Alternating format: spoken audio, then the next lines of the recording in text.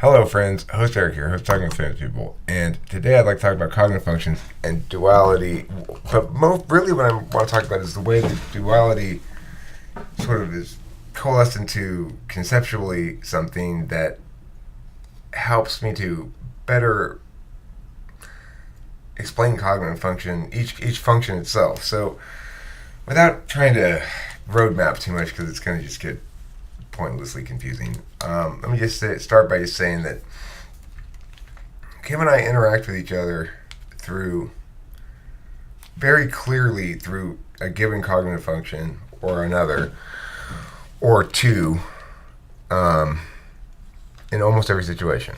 So, like, last night, we were doing the dishes, and it had been kind of a, mad at each other day, or irritated with each other, or whatever. And then by the time the evening came around and Kim was like, can you come in and help me with help me with the dishes? I was like, yeah, sure, I'll be right there. And I went inside and I started washing the dishes.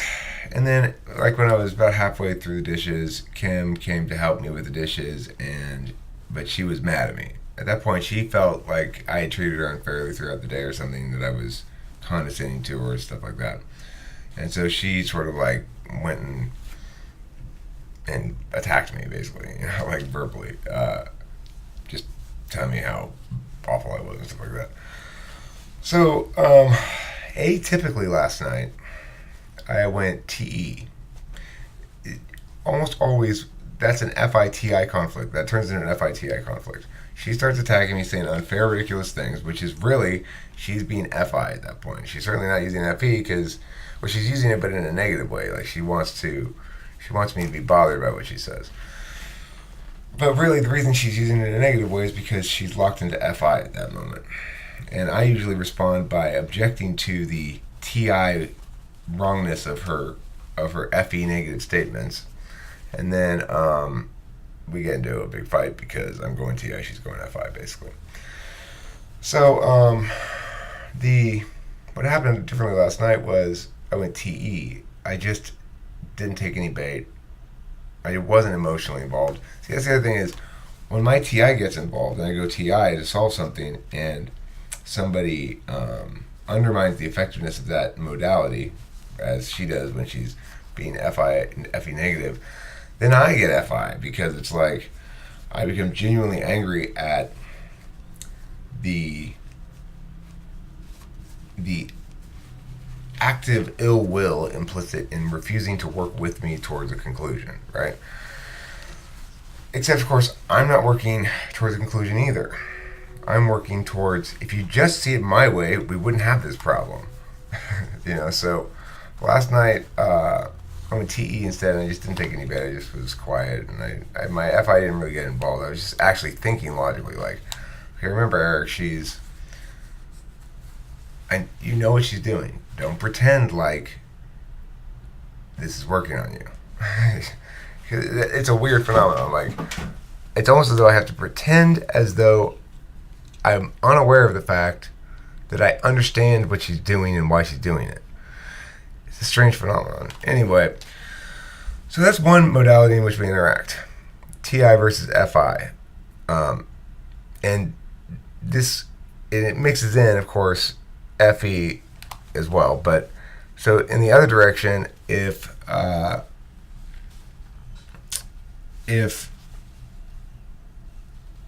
there are times when we can work together with TI or FE, but we rarely do. And the thing is, the problem with it is that I don't like being critiqued on FE, and she doesn't like being critiqued on TI. And whenever we're having a problem with each other, that's what we're doing, usually, most of the time. Now, what's odd is we don't actually interact very much via SI and NE. Those things that occur, it's like there's a set number of hours in the day, right? In any given moment, what I'm doing right now is basically just being myself, by myself, doing any TI shit. But when Kim hands me some food and I'm eating it, and she's handing it to me, she's doing SI, FE, and I'm doing SI, and saying thank you or whatever, a little bit of FE. But the duration of that exchange is very short, and both those functions are very personal functions. Like SI is not something you interface with other people about. SI is not a modality in which you say, okay, well, let's use this judging approach and we come to this conclusion. Or an interface where it says, see, like the difference between FE and FI is FI goes, let's consider a question from the angle of subjective interest. And FE goes, if I consider that person's subjective interest and put it this way, then things will go better. So, because we're not, with NE and SI are perceiving functions, as they call them in MBTI, or it's the best thing to call them, I guess, but they don't have that quality of either interface or being a modality through which interface can occur. Because FI and TI are both modalities through which interface or communication can occur, whereas FE and TE are both interface functions. So we don't really get along the NE-SI vector very much. And part of the reason for that is because we express extroverted intuition differently from each other. It's complementary, but it's different. So Kim's extroverted intuition is expressed by making abstractions concrete. Like she was saying yesterday, and this is part of what got her mad. She's like, I've got an idea, and some of her ideas are good, some of her ideas are terrible, and this one was not a good one. And she said, like, what I want to do, because winter's coming up, what we could do is, and what she means by what we could do is, she basically wants to direct me to do this stuff. She's happy to help with the SE, but she's entirely here with the TE, which is fine. I don't have a problem with that. So we do get along well enough, I suppose, when we're working out her NE ideas, because she has a fifth slot of SE, which is ignoring, which means she fundamentally validates things externally as legitimate or not, according to whether they are doing or manifesting in impacts, So for her, NE is attained in the way that it's sought when she's enabled and empowered to see her ideas come to life in the real world, the physical world. That's not an issue for me. It's like, it is true that I have to realize lots of things into public things that other people can validate the existence of by responding to, but it's not true that it needs to be physical. I'm perfectly happy making videos or songs or whatever, and that wouldn't be satisfactory for Kim. She wants to render ideas as physical things. So we get along really well a lot of times when we're SEing, because we both want to SE. I want to SE differently than she does, and I want to SE less than she does, but I don't mind. I really enjoy the times when we are working together on one of our ideas, which is pretty often, because she generally goes, I want to put this thing over there and put that, right? When I'm doing those things and we're working well together, and we sometimes do and we sometimes don't, but if the project's going well, basically, if I keep coming across what Robert Pirsig refers to as gumption traps, like fucked up little problems that stop you in your tracks and realize, oh fuck, I put that on the wrong way. Now I gotta take this whole thing apart and blah, blah, blah, blah. So, oh god, that comment right there just set off a whole cascade of things I wanted to say about something totally different and fucks me up, But anyway, so okay, we get along also fine when we're doing NI stuff. What does it mean to be doing NI stuff? Well, for example, when Kim and I had a conversation about the utility of something in terms of you should submit it to the Dr. Phil show. That was a good NI moment for her. She has lots of good NI moments. We get along great when she's using her NI to help me by critiquing my music. I have no problem with her NI critiques. I have a huge problem with her FE critiques. When she starts cringing at something before she's heard it, that's an FE critique. And so that's our biggest problem. We do not like being critiqued on our third slot functions. And so I'm, as this stuff comes clear in my head, I need to resolve to stop doing that. There's no point in it. It's such a fucking waste of time. It's just saying like, here, let me make life a little shittier. I know what I'll do. I'll play, that doesn't make any sense, Kimberly. You're being illogical or whatever bullshit I might say, because, of course, I know it doesn't make any sense, and so does she. And that's not why she's doing it. She's not doing it to make sense. The words she's saying, she's not saying them so that I can go, oh, you are correct because you win on the consistency metric. She's doing it for whatever reason she's doing it, and it could be either because she has an expression of her own negative feelings towards me, or it could be, again, a comment distracts me. Notifications. Another really interesting comment. Okay, so right, FETI, and then the interesting thing is we actually generally will get along fine on our 7th slot functions, but it's because Kim and I get along fine on TE because she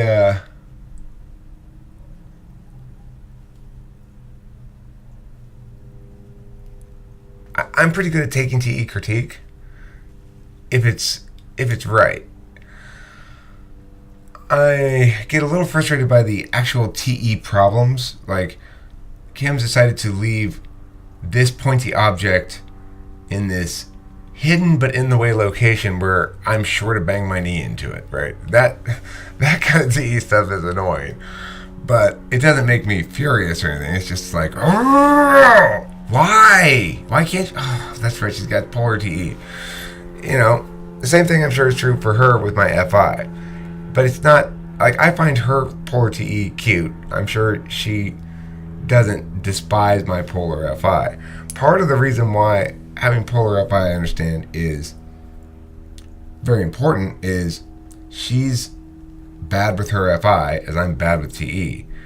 And most people would get their feelings hurt a lot. The funny thing about ISFJs is if you're in an intimate relationship with one, you don't get the niceness that everybody else gets very much, You mostly get, because you become part of them. And so you get inside of their heads, which is just constantly fretting about stupid shit. So, and then what function have I mentioned? Have I mentioned them all? Anyway, so we get along fine on 1-4 in the sense that, but it's more like, is this a suitable kind of body of water for this particular breed of fish to live in? Yes, it's suitable. Because yes, it's NE rich for her and it's SI rich for me. So it's a suitable environment for us to live in. That doesn't necessarily mean that just because two fish they meet the criteria of suitability in that regard. And while it's true that lots of fish that don't even meet that criteria get together and it's just fuck that noise, that relationship's done. So our relationship actually has the potential to be good and successful because it meets that criterion of, yes, it's a sufficient environment for both parties in terms of the relationship could work, right? But it doesn't guarantee anything for sure, and it also doesn't it doesn't do much of the actual work of a relationship because they're not functions in which we are truly engaging with each other about necessarily. They're functions in which our natures allow the other person to get what they seek. It kind of works like that. our second and third slot functions, which is where we are much of the time, so what we're using as we go through our days and stuff, we have the ability or the choice to either help each other in ways that are positivist, but that's harder. Or we can critique using those things, in which case we're going to piss the other person off. But it's our go-to, you know? What's that thing I use for everything? It's like your right hand of your cognitive body, your tool function, unless you're left-handed. So, you go to it habitually. It's a habituated behavior. And then when it starts to backfire on you, you tend to blame the other person because you've got to stop being a nail because obviously we use screwdrivers for everything. So, it's a choice. Once I understand it, it's a choice. I can no longer claim that I can't help it. And then the last thing I'm going to say before I hope maybe Kestrel or Absurdist Jihadi would like to chime in on this topic is, I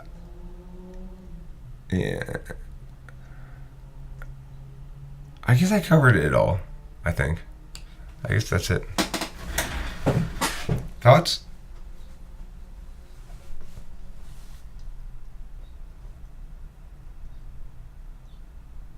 No, not me. Okay. Absurdist Jihadi. Oh yeah, Eric, first I want to say long-time fan, big fan of the show. Thank you, Absurdist Jihadi. Appreciate it. Yeah, and also I really think you're a really handsome guy. Really, thank you. I appreciate that. Yeah. You moisten my panties. Well, that's interesting to hear. Not a lot of women tell me that. Well, I'm 22, 44, 28, 32. Is that how you, is that like big tits, little waist, big hips or something? That would be about right? Does the numbers make sense? Can I send you naked pictures? I don't think Kimberly would like that. You really shouldn't. But if you had to, for some reason, if there was like a medical emergency, my email address is stuartsire@gmail.com, Okay, well, thanks, Eric. Okay. Keep in mind, I'd only look at him for medical reasons. Otherwise, it's not okay. I will check it out, though, and I can tell often just by looking, whether a woman's breasts are misaligned or if they're aligned properly. Because you gotta kind of move them around until they click into place. A lot of women don't know that. If you get it right, they'll click into place. And if you don't hear that click, it's not actually set properly yet. Little known facts, little known truths. I'm here to share the wisdom with everybody out there. I'm a wisdom sharer. Thanks for watching, and don't forget to eat plenty of cheese.